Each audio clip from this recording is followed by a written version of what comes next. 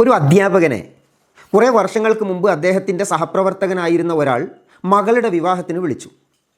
ഈ അധ്യാപകന് ആ വിവാഹത്തിന് പങ്കെടുക്കാൻ ചില പ്രയാസങ്ങളുണ്ടായിരുന്നു. പക്ഷേ അദ്ദേഹം ആ പഴയ സഹപ്രവർത്തകനോട് കല്യാണത്തിൻ്റെ ഒരാഴ്ച മുമ്പ് വിളിച്ചിട്ട് ഒരു കാര്യം ചോദിച്ചു. എന്താണ് അവസ്ഥകളൊക്കെ, ഒരുക്കങ്ങളൊക്കെ ആയോ? നിങ്ങളുടെ സാമ്പത്തിക അവസ്ഥ എന്താണ്? എന്തെങ്കിലും ബുദ്ധിമുട്ടും പ്രയാസവും ഉണ്ടോ? ആ പഴയ സഹപ്രവർത്തകൻ മറുപടി ഒന്നും പറയാൻ കഴിയാതെ കുറച്ച് സെക്കൻഡുകൾ അങ്ങനെ തരിച്ചു നിന്നു. അയാൾ വിതുമ്പിപ്പോയി.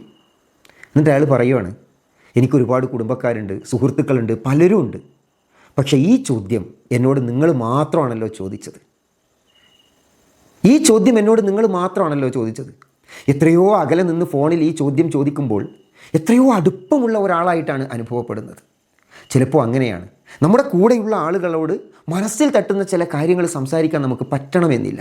പക്ഷെ വളരെ ദൂരെ നിന്നുകൊണ്ടും ചിലപ്പോൾ അത് സംഭവിക്കും. അപ്പോൾ മറ്റുള്ളവരുടെ മനസ്സിൽ തൊടുന്ന രീതിയിൽ, അവരുടെ മനസ്സിൽ ഇടം പിടിക്കുന്ന രീതിയിൽ, അവർക്ക് അനുഭൂതികൾ നൽകുന്ന രീതിയിൽ അവരോട് സംസാരിക്കാൻ, അവരെ ചേർത്തു പിടിക്കാൻ, അവരുടെ വിശേഷങ്ങൾ അറിയാൻ നമ്മൾ ശ്രമിക്കുമ്പോഴാണ് നമ്മളൊക്കെ പച്ച മനുഷ്യരായി മാറുന്നത്.